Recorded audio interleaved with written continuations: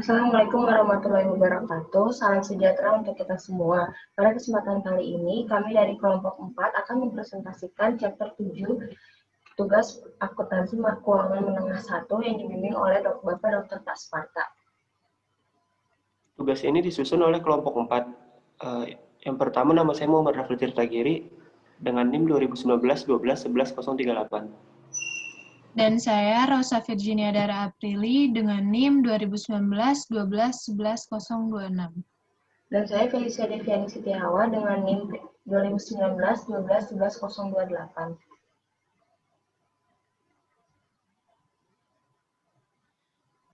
Pada kesempatan kali ini kami akan mempresentasikan chapter ke-7 dari akuntansi keuangan menengah pertama dengan materi cash and receivables.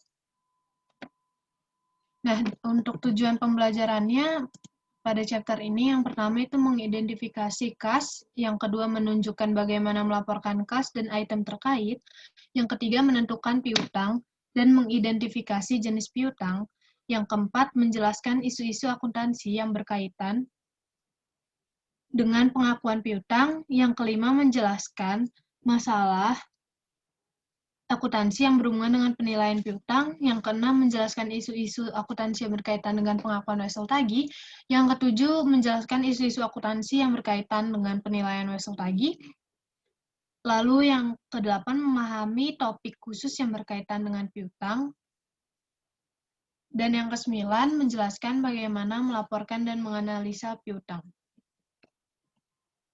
Nah, kas dan piutang itu untuk chapter ini dibagi menjadi 4, yaitu yang pertama ada cash, yang akan dibagi penjelasannya itu yang pertama ada apa itu cash, terus lalu ada pelaporan cash, dan ringkasan item cash terkait. Lalu ada piutang, bagaimana pengakuan piutang, penilaian piutang, dan proses evaluasi penurunan.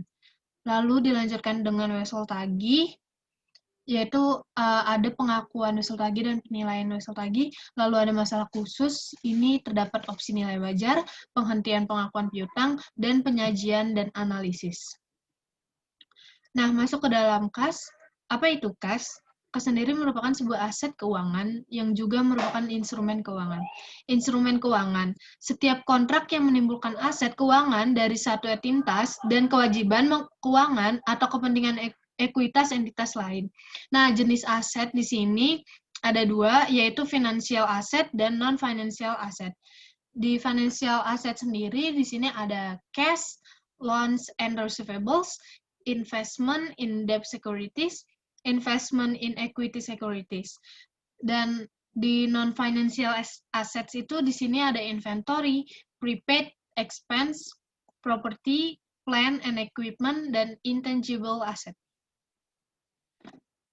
Selanjutnya, aset itu yang paling liquid, tergolong aset lancar. Lalu, kas itu media standar pertukaran. Kas itu juga merupakan dasar untuk mengukur dan sebagai laporan seluruh pos lainnya. Contoh dari kas itu sendiri ada koin, mata uang, dana yang tersedia pada deposito di bank, wesel, cek bersertifikat, cek kasir, cek pribadi, bank draft, dan tabungan. Masuk ke dalam pelaporan kas, di sini ada setara kas, yaitu dia bersifat jangka pendek, di bawah 3 bulan, investasi yang sangat liquid, yang mudah dikonversi ke uang tunai, dan ketika dekat jatuh tempo, maka menimbulkan risiko yang sangat signifikan dari perubahan suku bunga. Contohnya di sini ada treasury bills, surat berharga, dan reksadana pasar uang. Selanjutnya ada restricted cash, when material in amount, itu dipisahkan dari rekening kas. Lalu aktiva lancar dan aktiva tidak lancar. Perusahaan memisahkan uang tunai terbatas dari uang tunai biasa. Contoh yang dibatasi untuk yang pertama ada perluasan pabrik, yang kedua ada penghentian hutang jangka panjang, dan yang ketiga ada kompensasi saldo. Lalu di sini ada bank overdrafts, Ketika sebuah perusahaan menulis cek sebesar lebih dari jumlah dalam rekening kas, maka umumnya dilaporkan sebagai kewajiban lancar atau utang usaha dan dikompensasikan terhadap rekening kas hanya jika kas yang tersedia hadir dalam account lain di bank. Yang sama di mana pinjaman rekening koran atau overdraft terjadi. Nah, di sini ada ringkasan dari item-item kas. Di sini contohnya ada item dengan kas, klasifikasinya juga kas, dengan rincian, jika Anda tidak dibatasi, laporkan sebagai uang tunai. Jika Anda dibatasi, identifikasi dan klasifikasi sebagai aset lancar dan tidak lancar. Lalu ada uang tunai kecil dan dana perubahan. Dalam pengklasifikasiannya masih ke dalam kas, lalu penjelasannya laporkan sebagai tunai. Selanjutnya untuk item sendiri di sini ada makalah jangka pendek. Lalu klasifikasinya masuk ke dalam setara kas. Penjelasannya yaitu investasi dengan jangka waktu kurang dari 3 bulan seringkali digabungkan dengan uang tunai. Selanjutnya, ada masih dalam makalah jangka pendek, namun klasifikasinya pada investasi jangka pendek. Nah, investasi dengan jangka waktu 3 sampai 12 bulan. Lalu di sini ada cek dan IOUs. Masuk ke dalam klasifikasi piutang dengan penjelasan diasumsikan sebagai barang koleksi. Lalu ada ada travel advance atau kemauan perjalanan yang masuk ke dalam klasifikasi piutang dengan penjelasan diasumsikan dipungut dari karyawan atau dipotong dari gaji mereka. Selanjutnya ada perangko di tangan sebagai perangko atau dalam meteran perangko. Masuk ke dalam itemnya itu biaya prabayar dengan penjelasan dapat juga diklasifikasikan sebagai persediaan perlengkapan kantor. Selanjutnya ada bank overdrafts. Di sini masuk ke dalam klasifikasi kas dengan penjelasan jika tidak ada offsetting yang diperbolehkan kewajiban saat ini. Yang terakhir di sini pada item di sini ada saldo kompensasi yang diklasifikasikan kas secara terpisah diklasifikasikan sebagai simpanan yang disimpan sebagai saldo kompensasi. Dengan penjelasan, klasifikasikan sebagai lancar atau tidak lancar dalam laporan posisi keuangan, diungkapkan secara terpisah dalam detail catatan pengaturan. Nah, selanjutnya di sini ada receivables atau piutang. Piutang adalah klaim kepada pihak lain atas uang, barang atau jasa. Nah, piutang sendiri ini dibagi menjadi 2. Yang pertama ada janji-janji secara lisan dari pembeli untuk membayar barang dan jasa yang dijual. Maka ini disebut piutang. Namun jika janji-janji tertulis untuk membayar sejumlah uang pada tanggal tertentu di masa depan itu masuk ke wesel bayar. Jadi receivables ini sendiri tadi kalau secara lisan itu piutang, kalau secara tertulis itu wesel bayar. Nah, masuk ke dalam piutang dan usaha. Yang pertama, uang muka direksi dan karyawan. Yang kedua, ada uang muka kepada anak perusahaan. Yang ketiga, ada deposit untuk menutupi kerusakan atau kerugian potensial. Yang keempat, ada deposito sebagai jaminan kinerja atau pembayaran. Yang kelima, ada dividen dan piutang bunga. Yang keenam, ada klaim terhadap nama perusahaan asuransi untuk korban berkelanjutan. Yang kedua, ada tergugat di bawah jas. Yang ketiga, ada badan pemerintah untuk pengembalian pajak. Yang keempat, ada angkutan umum untuk barang rusak atau hilang.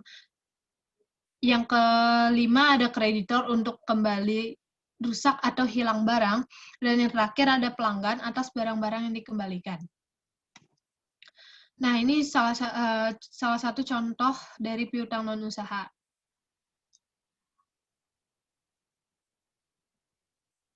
Masuk ke dalam pengakuan piutang usaha. Piutang biasanya timbul sebagai bagian dari pengaturan pendapatan. Prinsip pengakuan pendapatan menunjukkan bahwa perusahaan harus mengakui pendapatan ketika memenuhi kewajiban kinerjanya dengan mentransfer barang atau jasanya kepada pelanggan. Nah, sebagai contoh pengakuan piutang usaha,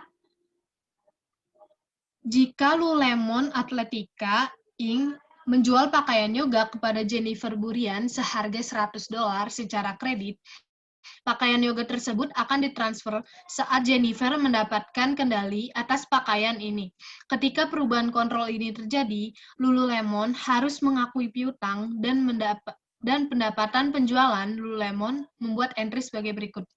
Account receivable pada sales revenue dengan account receivable di debit 100 dan sales revenue di kredit 100. Nah, ini untuk penjelasannya beberapa indikator kunci yang telah ditransfer Lululemon dan bahwa Jennifer telah menguasai pakaian yoga. Yang pertama, Lululemon berhak atas pembayaran dari pelanggan. Yang kedua, Lululemon telah memberikan hak legal kepada pelanggan. Yang ketiga, Lululemon telah mengalihkan kepemilikan fisik barang tersebut. Lululemon tidak lagi memiliki resiko dan manfaat yang signifikan dari kepemilikan barang. Yang terakhir, Jennifer telah menerima aset tersebut.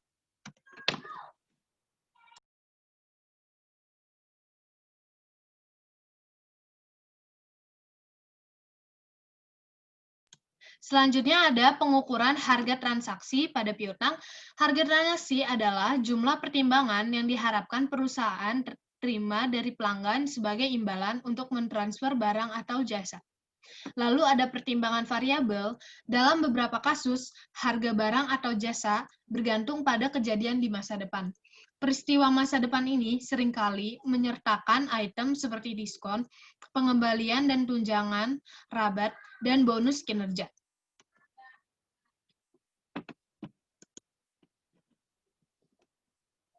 Masuk ke dalam variable consideration, di sini ada diskon perdagangan atau trade discount.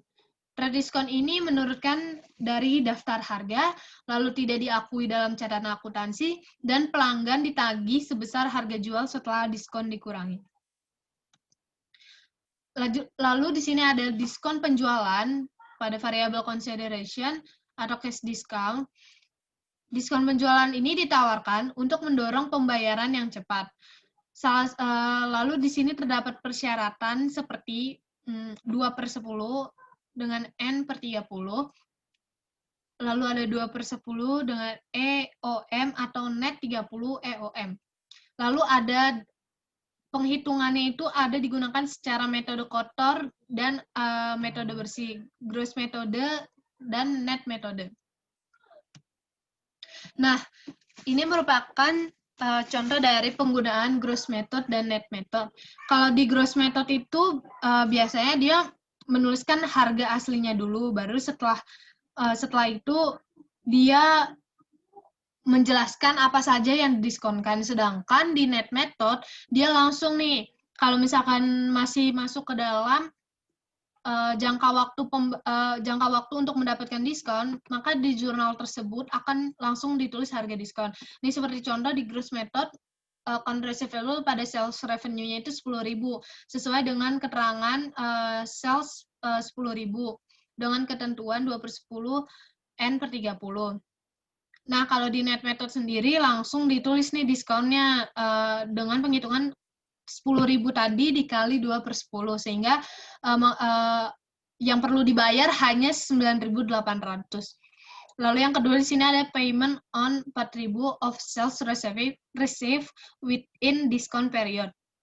Nah, kalau di net method ini diskonnya itu nggak ditulisin, jadi langsung cash pada account receivable sebesar 3.920, dan kalau pada gross method ini dia dirinciin diskonnya itu berapa. Di sini ada cash sama sales discount di debit, cashnya sebesar 3.920 dan diskonnya itu 80. Nah, harga aslinya atau account receivable-nya ini 4.000 tadi. Lalu yang selanjutnya payment on 6.000 of sales received after discount period. Nah, untuk di gross method dia langsung cash pada account receivable sebesar 6.000, sedangkan pada net method cash pada account receivable dan sales discount forfeited. Nah, berikut contoh soalnya. Pada tanggal 3 Juni, perusahaan Bolton menjual barang dagangan ke perusahaan Arquette dengan harga jual 2.000, dengan jangka waktu 2/10 N/60. FOB Shipping Point, pada tanggal 12 Juni, perusahaan menerima cek saldo tagihan dari perusahaan Arquette. Buatlah ayat jurnal pada buku perusahaan Bolton untuk mencatat penjualan dengan asumsi Bolton mencatat penjualan dengan menggunakan metode gross. Nah, pada tanggal 3 Juni, tadi dia melakukan penjualan sebesar 2.000, maka ditulis piutang pada penjualan sebesar 2.000.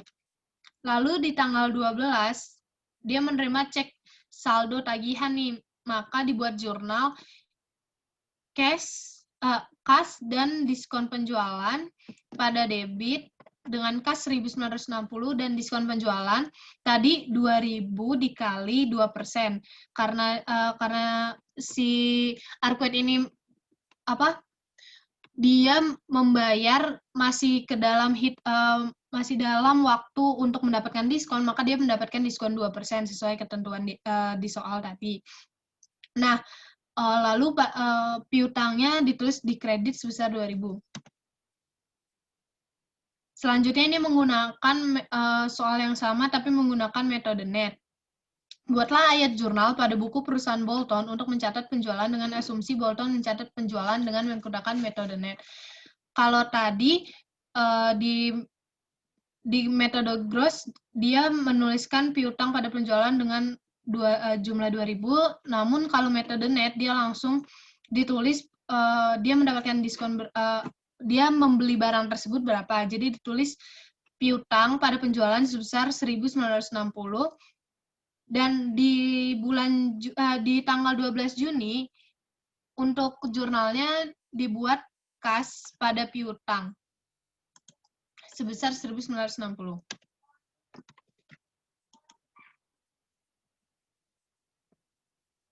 Pada tanggal 3 Juni, Bolton perusahaan menjual barang dagangan ke perusahaan Arquette dengan harga 2.000. Bolton untuk mencatat penjualan dengan asumsi Bolton mencatat penjualan dengan menggunakan metode net dan Arquette tidak melakukan pembayaran sampai 29 Juli. Maka jurnalnya sebagai berikut. Pada tanggal 3 Juni, piutang pada penjualan 1.960 dan pada 12 Juni, kas pada piutang dan diskon penjualan hangus. Kenapa hangus? Karena tadi di soal dibilang bahwa Arquette tidak melakukan pembayaran sampai 29 Juli, karena itu sudah melewati batas untuk diskon itu sendiri.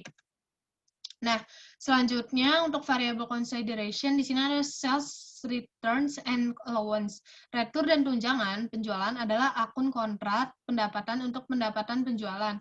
Penyisian retur dan tunjangan penjualan merupakan akun kontra aset terhadap piutang usaha. Penggunaan akun retur dan tunjangan penjualan dan tunjangan untuk retur dan tunjangan penjualan sangat membantu untuk mengidentifikasi potensi masalah yang terkait dengan barang dagangan yang inferior, ketidakefisienan dalam memenuhi pesanan, atau kesalahan pengiriman.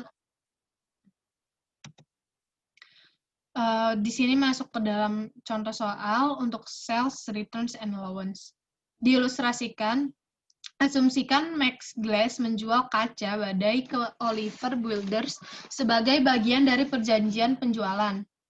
Max memasukkan ketentuan bahwa jika Oliver tidak puas dengan produk tersebut, Max akan memberikan tunjangan atas harga penjualan atau setuju untuk mengambil kembali produk tersebut. Pada 4 Januari 2019, Max menjual kaca badai senilai 5.000 ke Oliver secara kredit. Max mencatat penjualan di akun sebagai berikut. Account receivable pada sales revenue sebesar 5.000. Lalu pada 16 Januari 2019, Max memberikan uang saku $300 kepada Oliver karena beberapa kaca badai rusak. Entry untuk mencatat transaksi ini adalah sebagai berikut. Sales, returns, and allowance pada account receivable. Nah, di sini account receivable-nya berkurang karena Max ini memberi uang saku tadi kepada Oliver karena kaca yang dia jual itu ada rusak sedikit, maka dikembalikan 300. Lalu pada tanggal 31 Januari 2019, sebelum menyiapkan laporan keuangan, Max memperkirakan bahwa tambahan pendapatan dan tunjangan penjualan sebesar $100 akan dihasilkan dari penjualan kepada Oliver pada tanggal 4 Januari 2019. Ayat jurnal penyesuaian untuk mencatat penyisian tambahan ini adalah sebagai berikut. Sales returns and allowance pada allowance for sales returns and allowance sebesar 100. Nilai waktu dari uang. Secara teoritis, setiap pendapatan setelah periode penjualan adalah pendapatan bunga. Perusahaan mengabaikan pendapatan bunga terkait piutang dagang karena jumlah diskon biasanya tidak material terkait dengan laba bersih untuk periode tersebut. Profesi ini secara khusus untuk mengecualikan dari pertimbangan nilai sekarang piutang yang timbul dari transaksi dengan pelanggan dalam kegiatan bisnis normal yang jatuh tempo dalam ketentuan perdagangan adat tidak lebih dari sekitar 1 tahun. Nah, bagaimana akun-akun ini disajikan pada laporan posisi keuangan?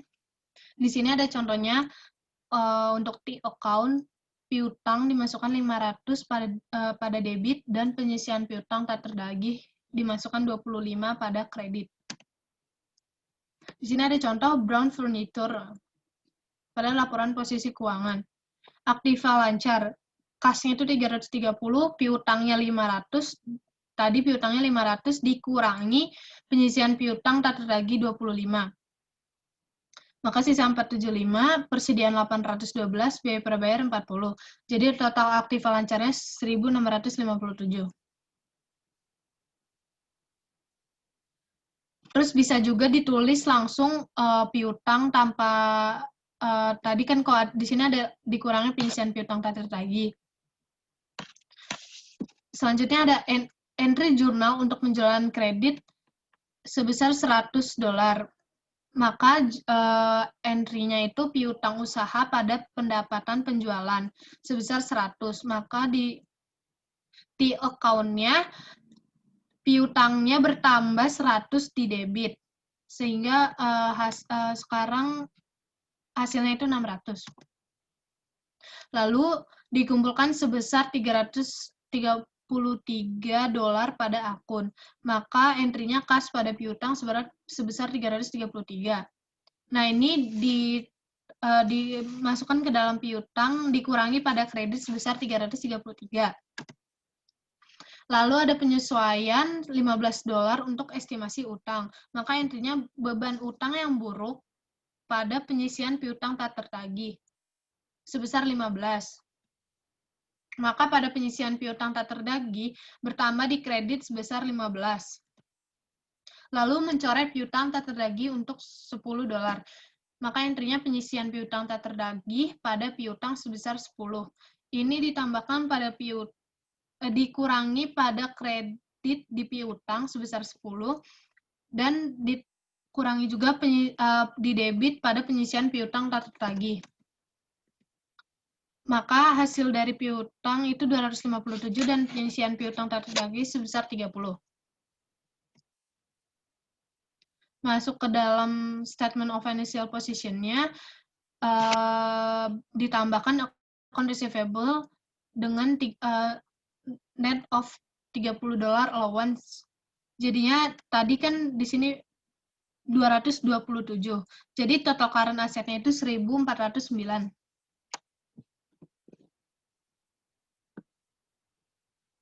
Kemudian piutang penilaian piutang usaha. Piutang usaha tidak tertagih. Catat yang pertama, catat kerugian kredit sebagai debit untuk beban hutang tak tertagih atau beban piutang tak tertagih. Yang kedua, resiko normal dan perlu menjalankan bisnis secara kredit. Yang ketiga, dua metode untuk memperhitungkan akun tertagih, yaitu yang pertama metode penghapusan secara langsung dan kedua metode penyisihan. Next.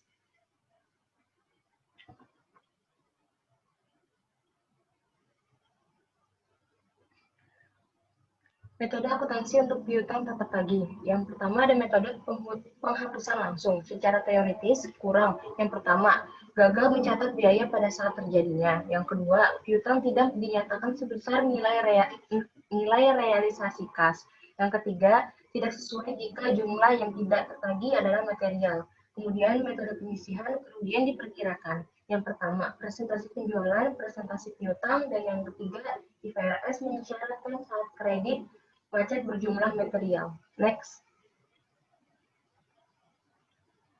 Metode penghapusan langsung piutang tak tertagih. Ilustrasinya yaitu adalah ketika sebuah perusahaan menentukan akun tertentu menjadi tidak tertagih, ia membebankan kerugian beban kredit macet. Asumsikan misalnya bahwa pada 10 Desember Cruise Ltd write-off sebagai saldo net 8 juta dolar, saldo yang tak tertagih. Entry tersebut adalah bad debt expense 8 juta pada akun receivable, saldo 8 juta di kredit. Next.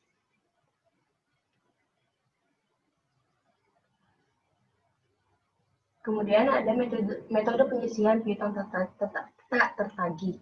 Yang pertama, melibatkan perkiraan akun tak tertagih di akhir setiap periode. Yang kedua, memastikan bahwa perusahaan menyatakan piutang di laporan posisi keuangan pada nilai realisasi kasnya. Yang ketiga, perusahaan memperkirakan akun yang tidak tertagih dan nilai realisasi kas menggunakan informasi tentang peristiwa masa lalu dan saat ini serta perkiraan kolektibilitas masa depan. Next.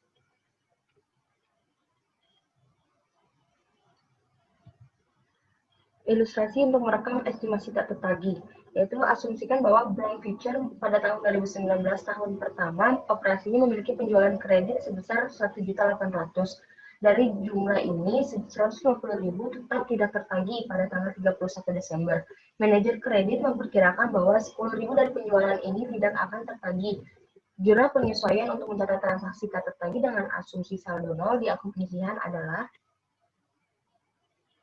yaitu bad debt expenses 10.000 pada allowance for the account atau AFDA-nya 10.000 di kredit. Next.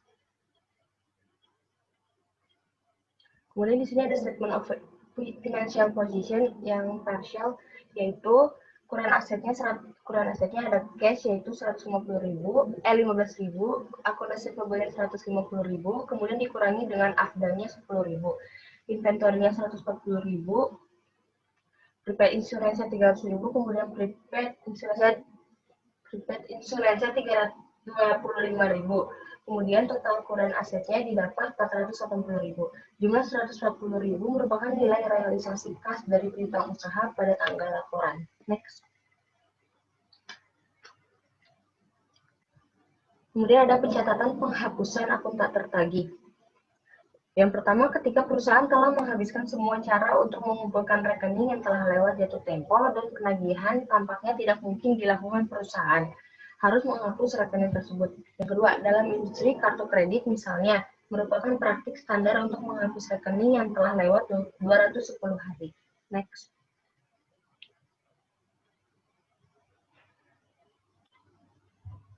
Di sini ilustrasinya penghapusan untuk akun tak tertagih, yaitu Wakil Presiden Keuangan Brown Furniture mengotorisasi penghapusan saldo 1.000 yang terhutang oleh Randall PLC pada tanggal 1 Maret. Jurnal untuk mencatat penghapusan tersebut adalah AFDA di debit 1.000 dan kemudian akun receivable 1.000 di kredit. Asumsikan bahwa pada tanggal 1 Juli Randall PLC membayar sejumlah 1.000 yang telah dihapuskan oleh Brown pada tanggal 1 Maret. Ini adalah entry-entry-nya, yaitu akun receivable di debit 1.000 kepada allowance for the full account atau AFDA-nya 1.000 di kredit. Next.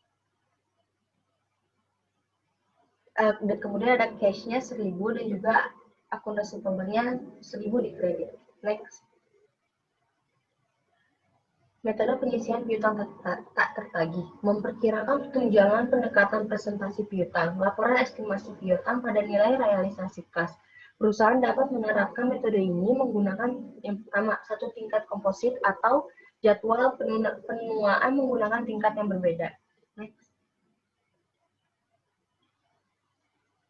Kemudian ada entry apa yang dibuat oleh Wilson dengan asumsi bahwa akun penyisihan memiliki saldo nol. Di sini yaitu jurnalnya bad debt expense yaitu 26.610 di debit dan AFDA-nya 26.610 di kredit. Next.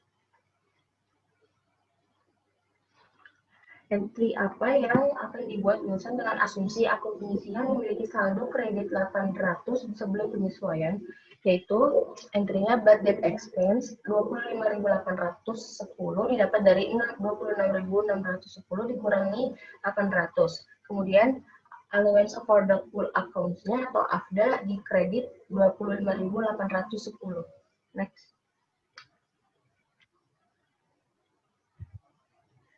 Kemudian habis itu ada ilustrasi Dunchen SA melaporkan informasi keuangan berikut sebelum penyesuaian. Akun receivable di debit 100.000, AFDA-nya di kredit 2.000, sales revenue all on kreditnya 900.000 di kredit, kemudian sales return on allowance-nya 50.000 di debit.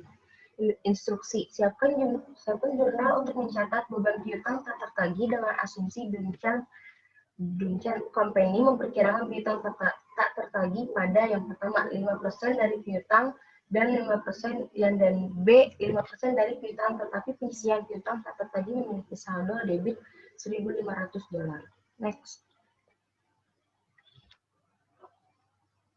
Kemudian Dunchen SA melaporkan informasi keuangan berikut sebelum penyesuaian.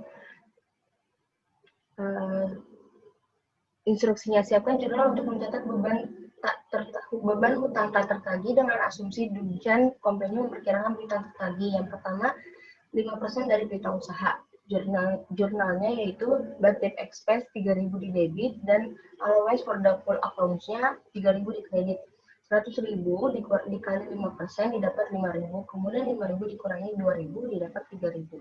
Next. Kemudian siapkan jurnal untuk mencatat beban piutang tak tertagih dengan asumsi Dunchen Company memperkirakan piutang tak tertagih sebesar 5% dari piutang, tetapi pengisian memiliki saldo debit $1.500. Jurnalnya yaitu bad debt expense-nya 6.500 di debit, allowance for the full accounts-nya 6.500 di kredit. 100.000 dikali 5%, yaitu 5.000 ditambah 1.500, kemudian didapat 6.500. Next.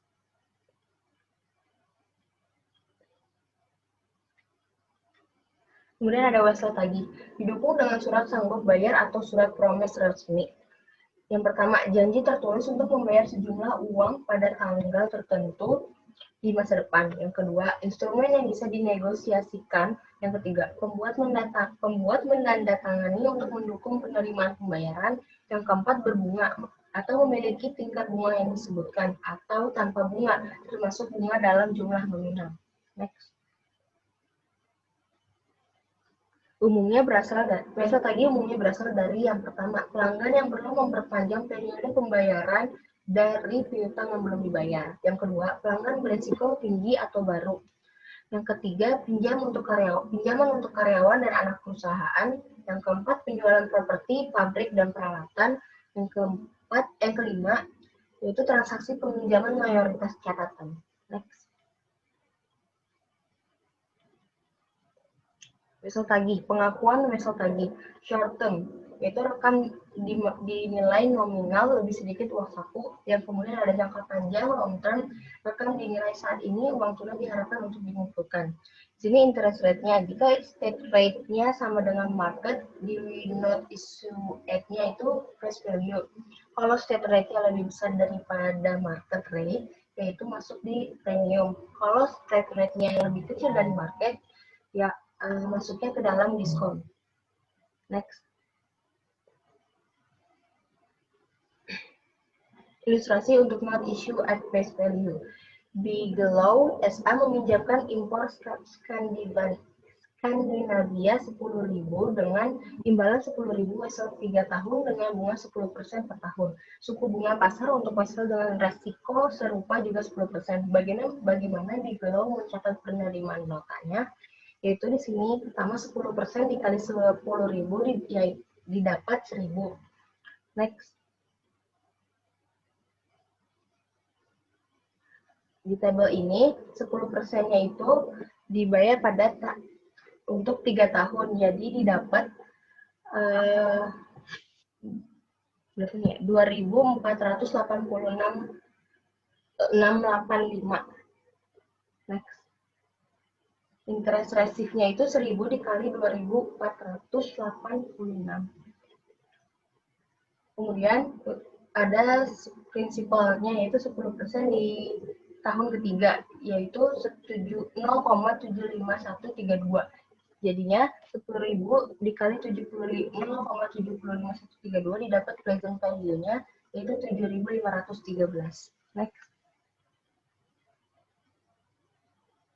Kemudian ringkasannya present value of interest-nya yaitu 2.487, present value of principal-nya 7.513, dan not current market value-nya jadi 10.000. Journal interest-nya pada Januari tahun pertama not receivable 10.000, pada cash 10.000 dikredit. Kemudian pada Desember tahun pertama cash-nya 1.000 dan interest revenue-nya 1.000. Next.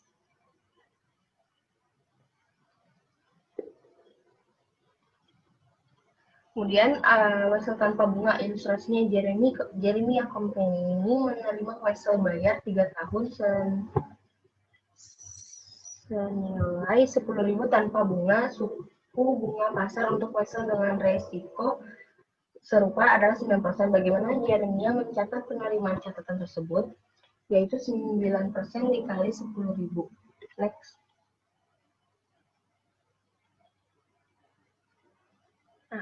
Di sini di tabelnya itu 9% pada tahun ketiga, yaitu 0,77218. Prinsipalnya 10.000 dikali 0,77218, vektor didapat present value-nya yaitu 7.721,80. Next.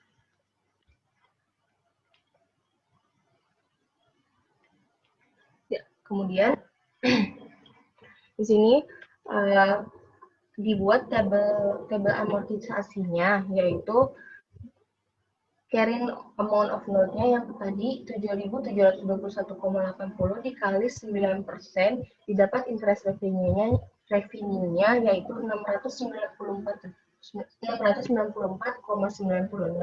kemudian dikurangi dengan cash receipt-nya yang 0, hasilnya tetap sama, ditaruh di diskon amortize yaitu 694,96. Kemudian 994,96 tadi ditambah dengan 7.721,80 didapat 8.416,76.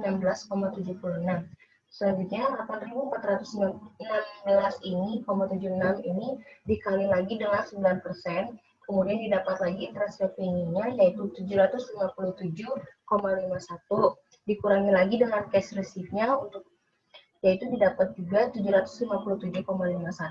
Kemudian 757,51 ini ditambahi dengan 8.416,76-nya, didapat 9.174,27. Kemudian carrying amount of note-nya 9.174 dikali kembali 9%, didapat 825.073, dikurangi lagi 0, kemudian ditaruh di diskon amortize-nya, kemudian diskon amortize yang 825,73 ini ditambahi oleh 9.174,27, didapat hasilnya yaitu 10.000. Next. Kemudian jurnal untuk mencatat penerimaan catatan tersebut yaitu net receivable 7.721,80 pada cash 7.721,80. Next.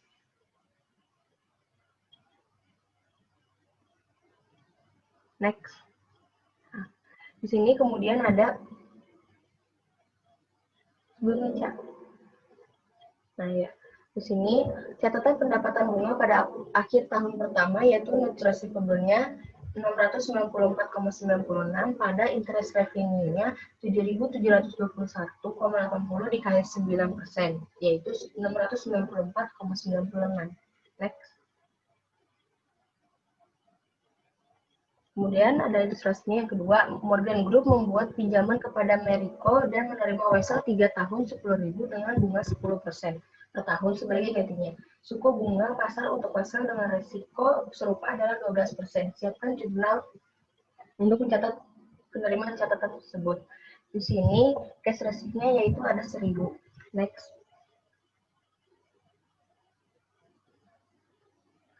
Di tabel present value of unordinary annuity-nya yaitu 12% pada tahun ketiga yaitu 200183.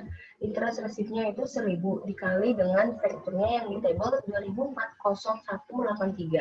Kemudian didapat dua present value-nya yaitu 2402. Next.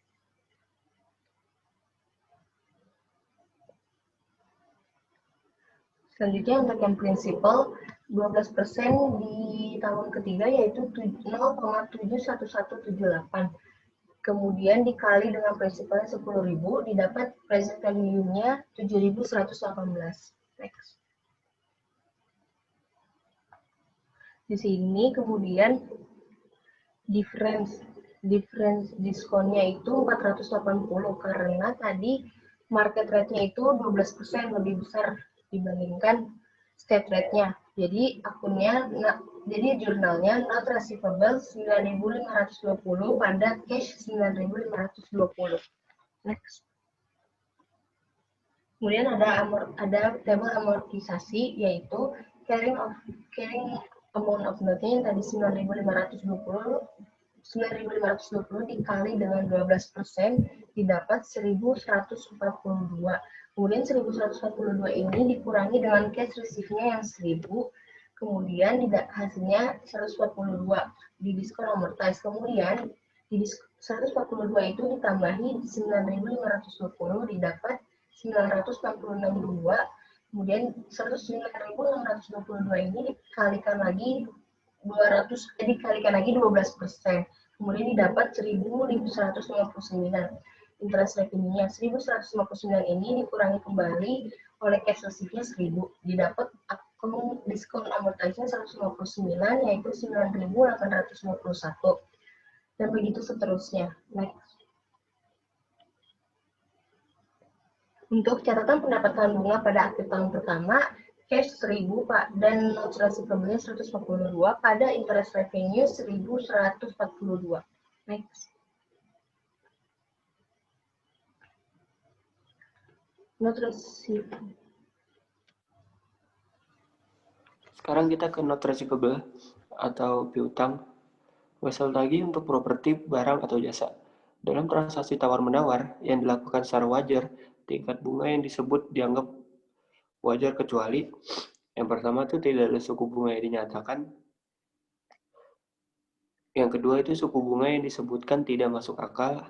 Atau yang ketiga, jumlah nominal kertas berbeda secara material dari harga jual tunai saat ini atau dari nilai pasar instrumen utang saat ini. Next. Notes receivable, wesel tagih untuk properti, barang, atau jasa. Ilustrasinya tuh Oasis Development CO menjual banyak pojok ke Rusty Pelicinan sebagai situs restoran. Oasis menerima dalam pertukaran wesel 5 tahun yang memiliki nilai jatuh tempo sebesar 35,247 ribu dolar dan tidak ada suku bunga yang disebutkan. Tanah itu awalnya berharga Oasis 14.000 dolar. Pada tanggal penjualan tanah memiliki nilai pasar wajar 20.000. Oasis menggunakan nilai pasar wajar tanah 20.000 sebagai nilai sekarang wesel. Oleh karena itu Oasis mencatat penjualan sebagai note receivable itu di 20.000 sama land-nya itu 14.000 yang tadi. Dan terus gain on sale of land-nya itu note receivable itu dikurang sama land jadi menghasilkan 6.000. Next. Penilaian wesel tagih. Perusahaan mencatat dan melapor wesel bayar jangka pendek sebesar nilai reaksi kasnya. Yang kedua itu perhitungan dan estimasi yang terlibat dalam penilaian piutang, wesel bayar jangka pendek dan dalam pencatatan beban piutang tak tertagih dan penyisian terkait persis paralel dengan piutang usaha. Next.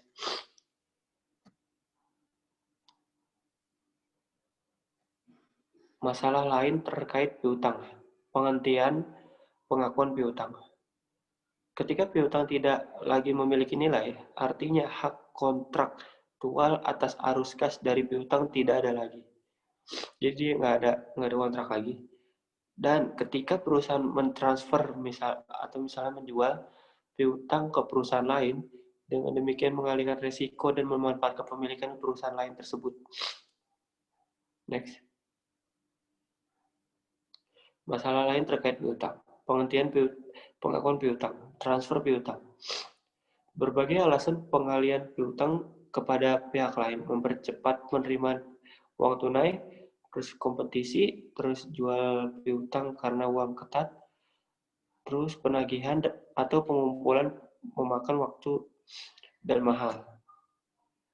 Pengalihan piutang untuk mendapatkan uang tunai terjadi dengan dua cara. Yang pertama itu penjualan piutang, yang kedua pinjaman terjamin. Next. Terus ada penjualan piutang. Yang pertama itu kita place order. Dari place order itu ke company itu ada manufacturing dan distributor. Terus naik lagi ke request credit review, dia jalan ke faktor, habis itu dia ke advance cash, dari situ ke ship goods, dan ke customer. Di customer itu retail or wholesaler. Faktor adalah perusahaan pembiayaan atau bank yang membeli piutang dari bisnis dengan biaya tertentu. Next. Penjualan piutang. Dijual tanpa jaminan. Pembeli menanggung resiko pengumpulan dan penanggung kerugian kredit. Yang kedua, transfer adalah penjualan piutang secara langsung. Yang ketiga itu penjual mencatat kerugian atas penjualan. Yang keempat itu penjual menggunakan akun do from factor atau piutang untuk menutupi kemungkinan diskon penjualan, retur penjualan, dan tunjangan penjualan. Next. Dijual tanpa jaminan. Ilustrasinya itu Crash Textiles Inc. memperhitungkan 500.000 dari piutang dagang dengan Commercial Factor Inc. dengan basis non-jaminan.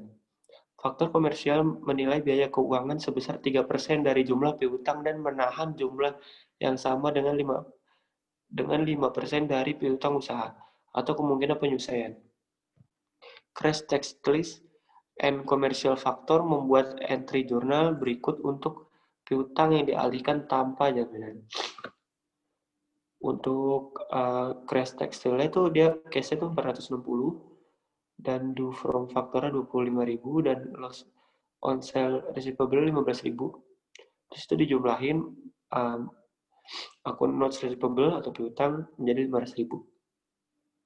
Nah, kalau di commercial factor itu dari akun receivable dulu atau piutang 500.000, terus ke due to customer 25.000, interest review 15.000, sama cash-nya 460.000. Next. Penjualan piutang. Dijual dengan jaminan. Tadi kan tidak dengan jaminan, sekarang dengan jaminan. Penjual menjamin pembayaran kepada pembeli. Yang pertama itu. Dan yang kedua, transfer dianggap sebagai pinjaman, terkadang disebutkan sebagai penjualan yang gagal. Asumsikan Crash Textile menjual piutang dengan jaminan. Nah, kalau yang dengan jaminannya dia kayak gini. Kalau buat Crash Textile-nya, cash-nya 460.000, do from factor-nya 25.000, finance charge-nya 15.000, dan research liability-nya 500.000. Kalau tadi kan piutangnya 500.000, sekarang research liability-nya. Kalau untuk commercial factor-nya itu akun receivable-nya 500.000, due to customer-nya atau Crash Textile-nya itu 25.000, interest revenue 15.000, dan cash-nya 460.000. Next. Pinjaman terjamin. Pinjaman terjamin menggunakan piutang sebagai jaminan dalam transaksi peminjaman. Ilustrasinya itu pada tanggal 1 Maret 2019, Meng Mills memberikan atau mengalihkan NT 700.000 dari piutang usahanya kepada Sinobank sebagai jaminan atau wesel. 500.000 Meng Mills terus mengumpulkan piutang. Debitur akun tidak diberitahu tentang pengaturan tersebut. Sinobank menilai biaya keuangan 1% dari piutang dan bunga atas wesel 12%. Bank Mills melakukan pembayaran bulanan ke bank untuk semua uang tunai yang dikumpulkan dari piutang tersebut. Next. Nah, ini untuk akunnya itu ada dua, tadi kan ada Bank Mills sama Sinobank. Kalau untuk transfer of akun receivable dan issue of note-nya pada 1 Maret 2019 di Bank Mills itu cashnya 493.000 dan interest expense-nya itu 7.000 dan menghasilkan note payable itu 500.000. Kalau misalnya di Sinobank itu note receivable-nya itu 500.000, interest revenue 7.000 dan cash-nya 493.000. Jadi kebalikannya. Nah, kalau misalnya di collection in March NT 440 of akun less cash discount plus receipt of NT 14.000 sales return.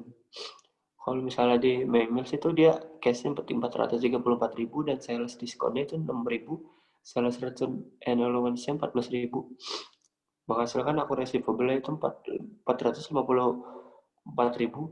Kalau misalnya di Sinobank itu dia nggak ada akun atau no entry. Kalau misalnya di selanjutnya interest expense-nya untuk Bank Mills itu 5.000, notes payable-nya itu 434.000 dan menghasilkan cash 439.000. Kalau misalnya di Sinobank itu dia dari cash dulu 439.000, interest revenue 5.000 dan notes receivable 434.000. Jadi kebalikannya. Kalau selanjutnya di akun selanjutnya Bank Mills itu cashnya 244.000. Kalau AFDA-nya itu 2.000, menghasilkan akun receivable 246.000. Sedangkan kalau misalnya Sinobank itu dia no entry. Selanjutnya untuk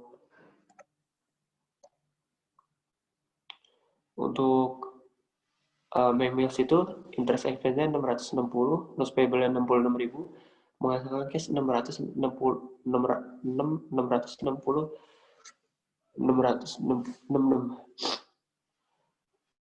Kalau misalnya di Sinobank itu cash-nya 66.660,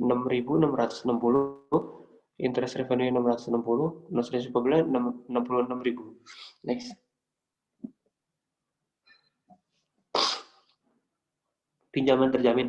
Ilustrasi pada tanggal 1 April 2019, Prince Company memberikan 500.000 miliknya piutang usaha kepada Bank Hiberio sebagai jaminan atas pinjaman 300.000 yang jatuh tempo pada 1 Juli 2019. Perjanjian pengalihan meminta Prince Company untuk terus menagih piutang Hibernia Bank, menilai biaya keuangan sebesar 2% dari piutang dan bunga pinjaman adalah 10% atau tingkat bunga realistis untuk vessel jenis ini. Instruksinya itu yang pertama A, siapkan entry jurnal Prince Company, dan B, siapkan entry jurnal untuk koleksi Prince 350.000 dari piutang selama periode dari 1 April 2019 hingga 30 Juni 2019. Yang ketiga, C-nya itu pada 1 Juli 2019, Prince membayar Hibernia semua yang jatuh tempo dari pinjaman yang diperolehnya pada 1 April 2019. Next.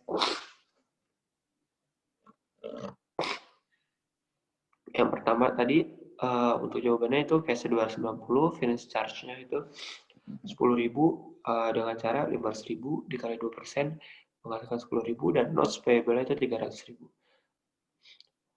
Kalau yang B-nya itu cash 350.000 dan akun receivable-nya 350.000 dan yang C notes payable 300.000 dan interest expense-nya 7.500 dapatnya dengan cara 10% dikali dengan 300.000 dan dikali lagi dengan 3,12 menghasilkan 7.500 dan cash-nya itu menjadi 307.500.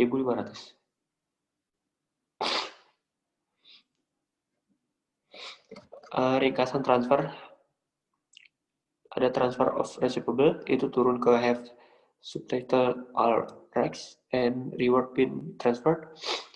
Kalau misalnya yes itu record as sales, kalau no itu record as scale borrowing. Next. presentasi dan analisis. Aturan umum dalam mengklasifikasi piutang adalah: 1. Pisahkan dan laporkan jumlah tercatat dari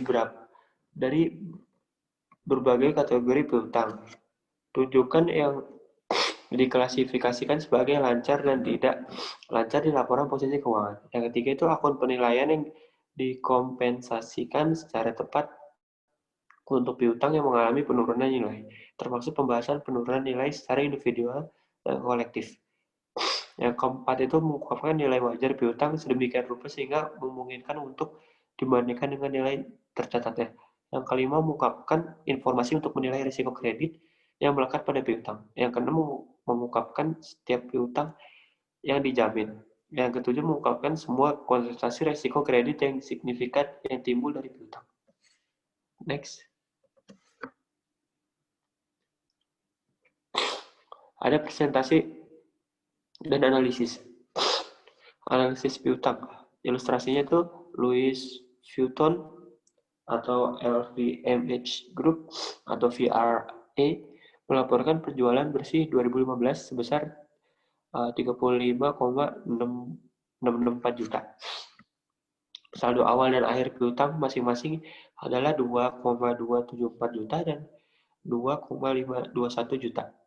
Perhitungan putaran piutang adalah sebagai berikut. Jadi net sale itu dibagi dengan average trend receivable net, menghasilkan akun receivable turnover. Jadi 35.000,664 itu dibagi dengan 2,274 ditambah dulu dengan 2,521 dan dibagi 2, menghasilkan 14,9 times or every 24,5 days. Jadi 365 dibagi dengan 14,9. Next.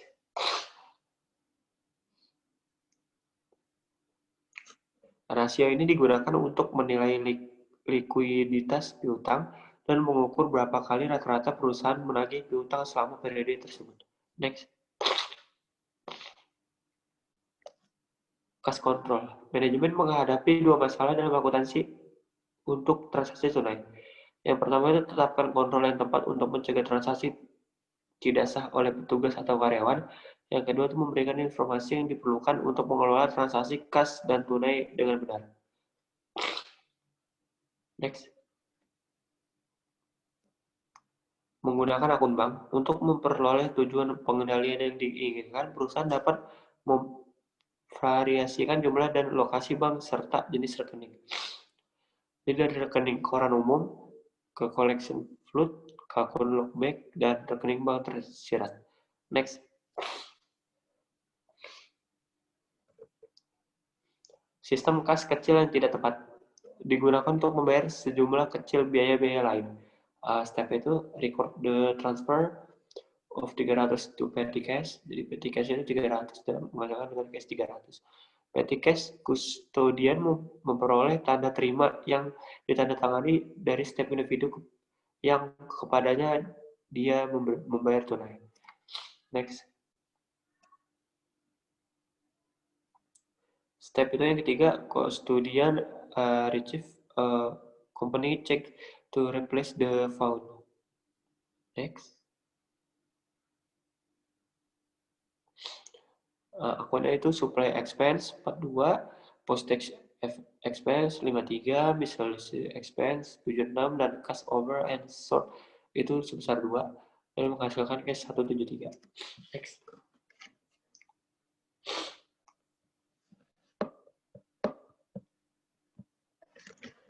Step yang keempat itu, jika perusahaan memutuskan bahwa jumlah kas dalam dana kas kecil melebihi $50, maka akan menurun saldo dana sebagai berikut. Cash itu 50 dan petty cash itu 50. Next. Perlindungan fisik saldo kas.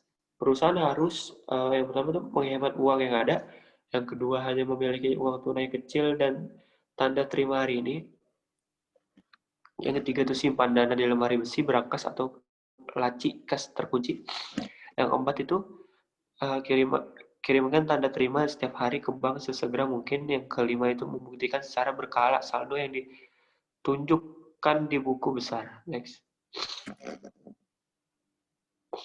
Rekonsiliasi saldo bank.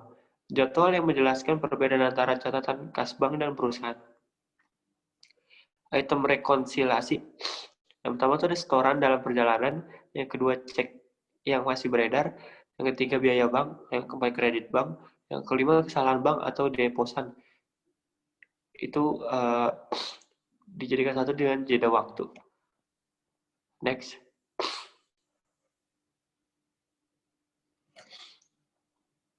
Rekonsiliasi banknya itu akunnya seperti ini.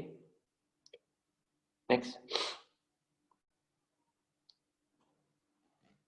Ilustrasinya tuh pertama pembukuan Nugget Mining Company menunjukkan saldo kas di Melbourne Bank pada tanggal 30 November 2019 sebesar 20,552 ribu dolar. Laporan bank yang mencakup bulan November menunjukkan saldo akhir 22,190 dolar. Pemeriksaan catatan akuntansi Nugget dan laporan bank bulan November mengidentifikasi item rekonsiliasi berikut. Setoran sebesar 3.680 yang dikirim Nugget pada tanggal 30 November tidak muncul di laporan mutasi bank.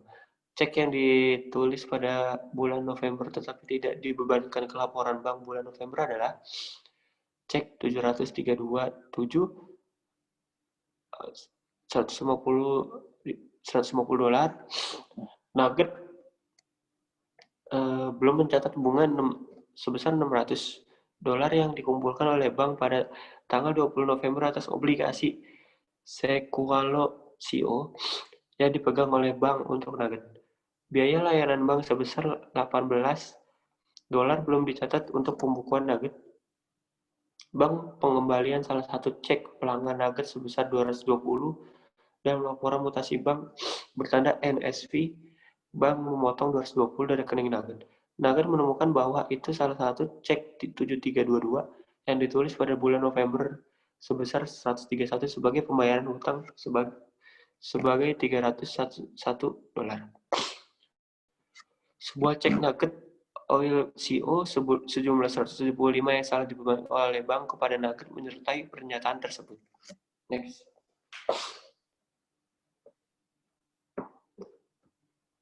Rekonsiliasi bank. Ini kita ngitung company Nugget Mining ya. Bank rekonsiliasi itu pertama dia ada balance per bank statement and period itu sebesar 22,190 dan deposit in transit itu 3.680. Bank error incorrect change to akun bank itu 175.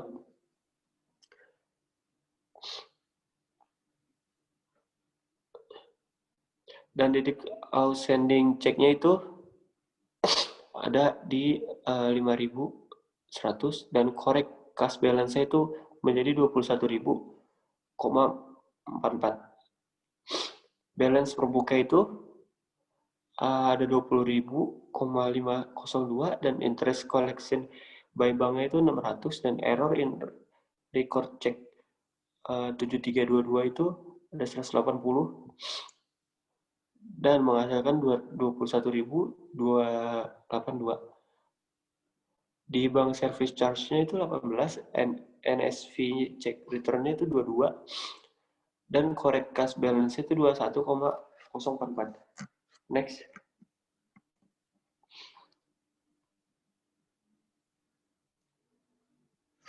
Buat jurnal penyesuaian yang diperlukan pada 30 November. Cash itu ada 600, interest revenue itu 600. To record interest on Sequalo-CO bonds collect the bank. Jadi itu interestnya Sequalo-CO bonds and collect the bank.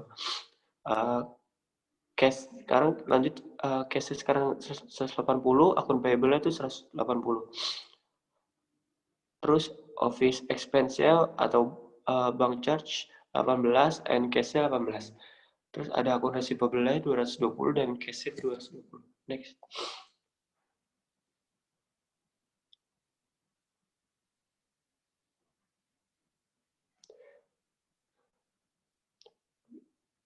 Sekian dari kelompok kami. Selanjutnya kami akan melakukan pembahasan soal untuk chapter 5.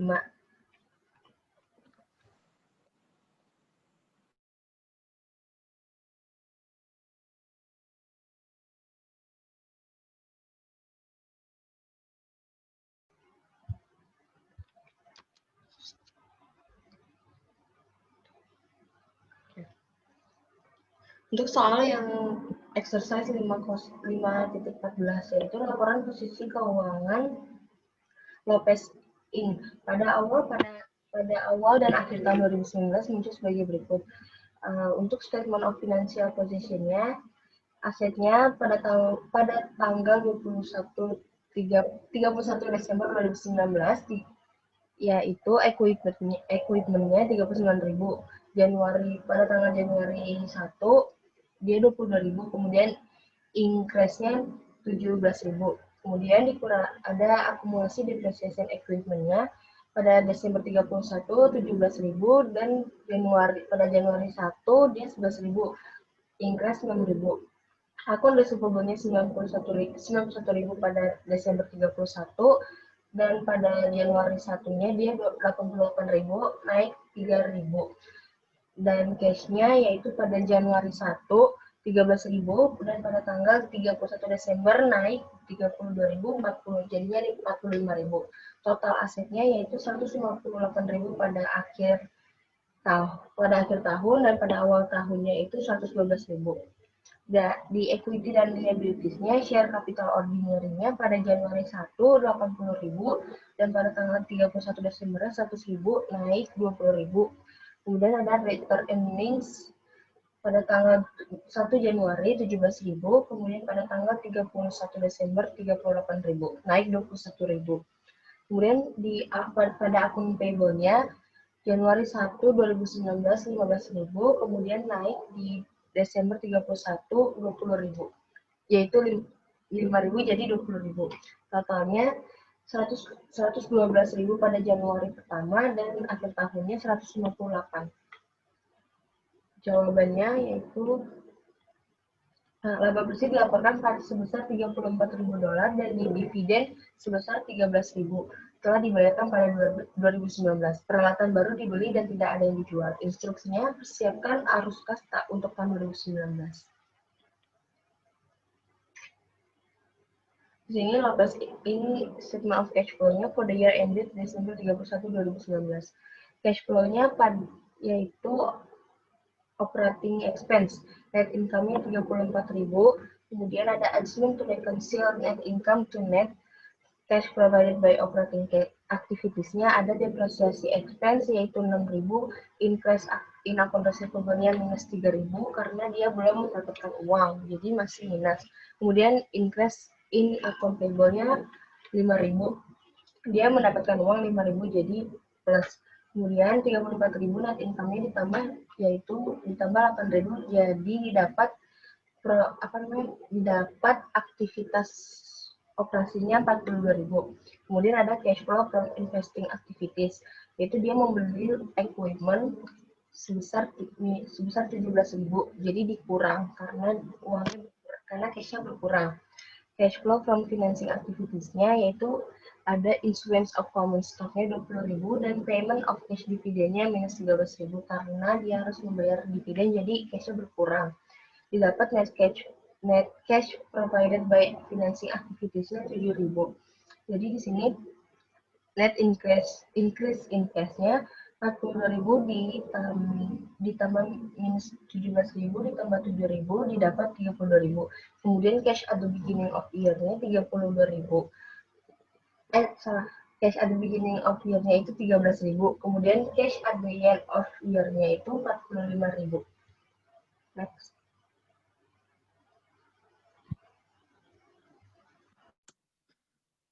Selanjutnya, masuk ke dalam exercise 5.5. Bruno SPA telah memutuskan untuk memperluas operasinya. Pembukuan baru-baru ini menyelesaikan laporan posisi keuangan berikut untuk memperolehnya dana tambahan untuk ekspansi. Nah, di bawah ini ada data statement of financial position untuk tanggal 31 Desember 2019. Dengan current asset-nya di sini ada cash 260.000, account receivable 340.000, inventory 401.000, trading securities at fair-nya 140.000. Lalu pada property plant and equipment, buildings-nya ini ada 570.000, equipment-nya ada 160.000, land held for future use ada 175.000. Lalu pada intangible asset-nya di sini ada goodwill-nya 80.000, other identifiable assets-nya ada 90.000, prepaid expense-nya ada 12.000. Lalu pada current liabilities-nya ada account payable 135.000. Lalu ada notes payable due next year-nya ada sebesar 125.000. Pension liability-nya 82.000. Rent payable-nya 49.000. Lalu premium on bonds payable-nya ada 53.000. Lalu untuk non-current liabilities-nya ada bonds payable-nya 500.000. Equity-nya di sini ada share capital ordinary dengan per par-nya itu 1 par dengan saham yang diedarkan 290. Jadi share kapitalnya ini ada 290.000, lalu share premium ordinary ada 180.000. Nah, return earning-nya ini belum diketahui. Instruksi. Siapkan laporan posisi keuangan yang telah direvisi dengan memberikan informasi yang tersedia. Asumsikan bahwa akumulasi saldo penyusutan bangunan adalah 160.000 dan untuk perlengkapannya 105.000. Penyisian piutang ragu-ragu memiliki akhir saldo 17.000. Kewajiban pensiun dianggap sebagai kewajiban tidak lancar. Nah, untuk menjawab soal ini, di sini sudah dibenarkan untuk statement of financial position untuk perusahaan Bruno S.p.A. Pada aset, di sini ada non-current asset, ada long-term investment, land held for future use, ada 175. Seperti pada soal, di sini ada land held for future use 175. Lalu ada property plant and equipment untuk buildingnya di sini ada 730.000. Lalu dikurangi akumulasi depresi building. Jadinya 730.000 dikurang 160.000 sehingga menghasilkan 570.000. Lalu untuk office equipment-nya ada 265.000 dikurangi akumulasi depresiasi office equipment 105.000. Jadinya 265.000 dikurang 105.000 jadi 160.000. Sehingga untuk property plant and equipment 570.000 ditambah 160.000 menghasilkan 730.000. Lalu masuk ke dalam intangible assets. Di sini ada goodwill seperti tadi di sini nih ada 80.000 goodwill 80.000. Other identifiable assets-nya 90.000. Sehingga jika dijumlahkan menghasilkan 170.000. Maka total non-current assets-nya itu 175.000 ditambah 730.000 ditambah 170.000. Jadi totalnya 1.075.000. Lalu lanjut ke current asset. Current asset ini ada inventories at lower of average cost or net realizable value sebesar 401.000.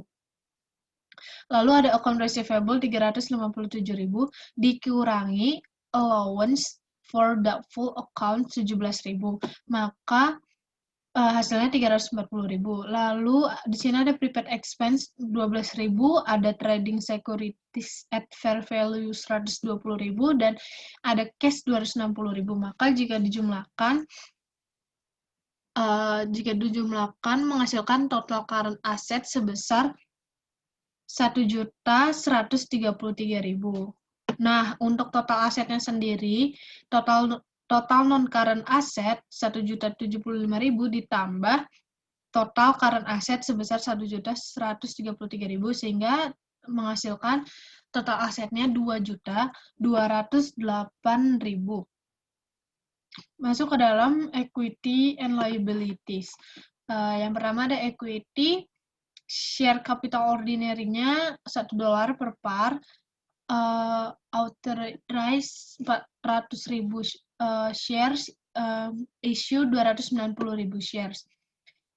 Share kapitalnya tadi sebesar $290.000. Lalu share premium ordinary-nya $180.000. Sehingga jika dijumlahkan hasilnya $470.000. Nah, lalu ada return earning 794.000.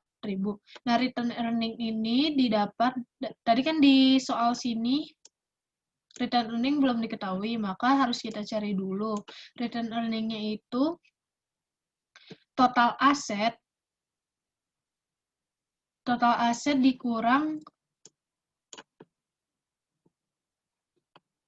944.000 dikurang 470.000, maka return earning-nya itu 794.000.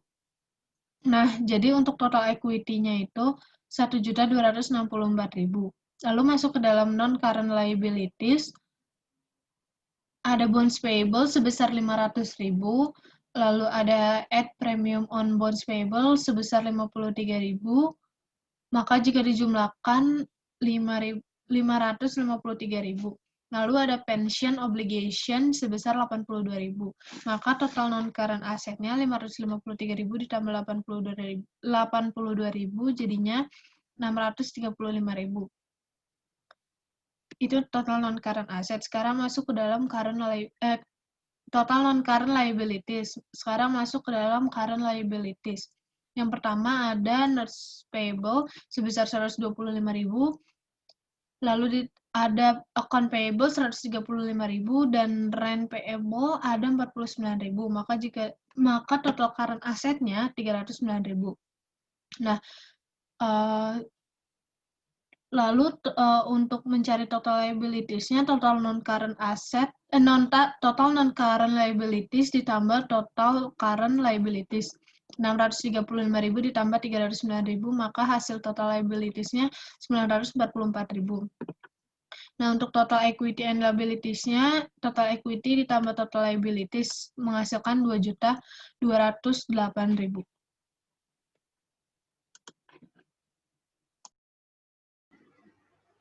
Kemudian untuk soal problem P5.7, persiapan laporan arus kas dan laporan posisi keuangan Luo Ltd memiliki laporan posisi keuangan pada Desember 31, 2018, jumlah dana ribuan.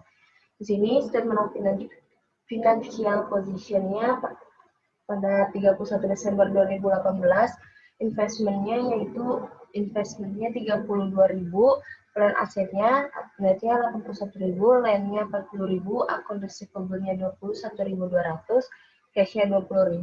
Kemudian share capital ordinary-nya 100.000, return earnings-nya 23.200 dan bonds payable 41.000 dan akun payable 30.000. Jumlahnya 194.200 dan 194.200. Kemudian selama tahun 2019 ada hal yang terjadi. Berikut yang pertama, Luo melikuidasi portofolio investasi ekuitas non-perdagangannya dengan kerugian 5.000. Kedua, sebidang tanah dibeli seharga 38.000. Yang ketiga, tambahan dalam bentuk saham telah diterbitkan pada harga par. Yang keempat, dividen dengan total 10.000 telah diumumkan dan dibayar kepada pemegang sahamnya. Yang kelima, laba bersih untuk 2019 yaitu 35.000 termasuk dengan beban penyusutannya 12.000. Yang keenam, tanah dibeli melalui penerbitan obligasi tambahan 30.000. Dan yang ketujuh, pada tanggal 31 Desember 2019, kasnya sebesar 70.200, piutang usahanya sebesar 42.000, dan hutang dagangnya 40.000. Instruksinya yang pertama, siapkan laporan arus kas tahun 2019 untuk Luo. Yang kedua, siapkan laporan posisi keuangan yang akan muncul pada tanggal 31 Desember 2019. Yang ketiga, Hitung arus kas bebas reward padat dan perlindungan uang utang tunai saat ini untuk 2019. Dan yang keempat, gunakan analisis LUWO untuk menggambarkan bagaimana informasi dalam pernyataan posisi keuangan dan laporan kas arus kas membantu pengguna laporan keuangan. Kemudian di sini LUWO Ltd Statement of Cash Flow-nya untuk Desember 31 2019. Cash flow from operating activities-nya. Net income-nya tadi di soal 35.000. Kemudian adjustment to reconcile net income to net cash provided by operating cash-nya. Di sini ada depreciation expense-nya 12.000, loss on sale of the investment-nya 5.000, increase in account payable 10.000, increase in account receivable-nya 20.800, jumlahnya 6.200. Kemudian operasi aktivitasnya totalnya menjadi 41.000, yaitu 41.200, 35.000 ditambah 6.200. Kemudian untuk cash flow dari investing activities-nya yaitu ada sale of investment 27.000, membeli lahan minus 38.000, jadi totalnya menjadi minus 11.000 untuk investing activity. Kemudian ada cash flow dari financing aktivitas. Issuance of ordinary share-nya 30.000, membayar dividennya minus 10.000, kemudian totalnya menjadi 20.000. Kemudian operating activities ditambah investing activities, ditambah juga financing activities-nya, net interest cash-nya menjadi 50.200. Kemudian cash at the beginning of year-nya 50.200. Kemudian cash at the end of year-nya 20.000. Kemudian 50.200 ditambah 20.000 menjadi 72.200.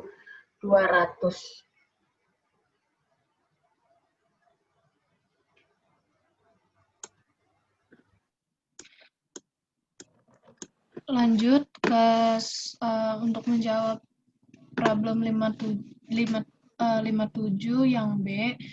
Di sini ada statement of financial position untuk Desember 31 2019. Nah, ada aset di sini, plan asetnya 69.000, lalu ada land-nya sebesar 108.000, lalu ada account receivable sebesar 42.000 dan cash 70.200. Maka untuk total asetnya 289.200. Nah, tadi plan asetnya ini didapatkan dari 81.000 dikurang 12.000. Lalu untuk land-nya ini didapatkan dari 40.000 ditambah 38.000 dan ditambah 30.000 jadi 108.000.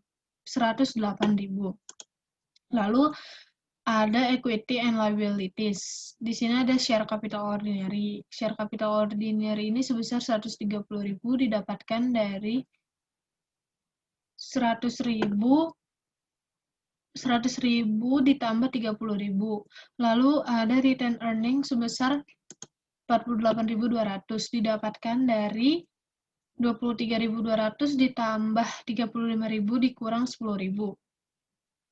Lalu ada bonds payable sebesar 71.000 didapatkan dari 41.000 ditambah 30.000.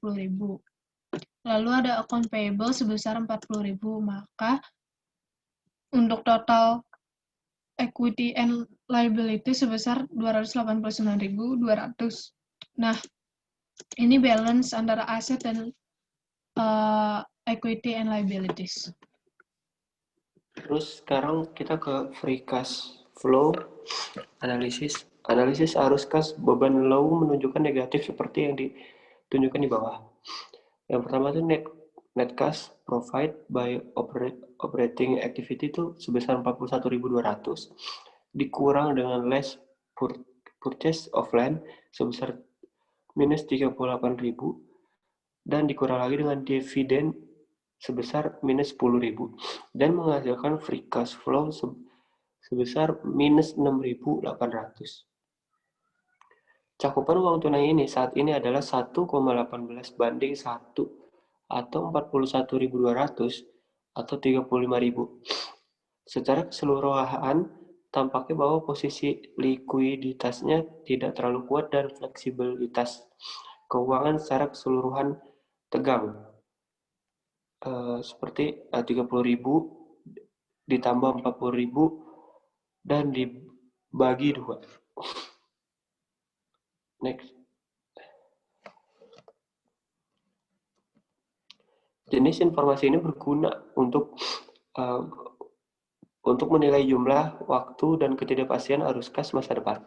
Misalnya dengan menampilkan secara spesifik arus masuk dan arus keluar dari aktivitas operasi, aktivitas investasi, dan aktivitas pembiayaan. Penggunaan memiliki pemahaman yang lebih baik tentang likuiditas dan fleksibilitas keuangan perusahaan. Demikian pula, laporan ini berguna dalam memberikan umpan balik tentang aliran sumber daya perusahaan. Informasi ini akan membantu pengguna membuat prediksi yang lebih akurat arus kas masa depan.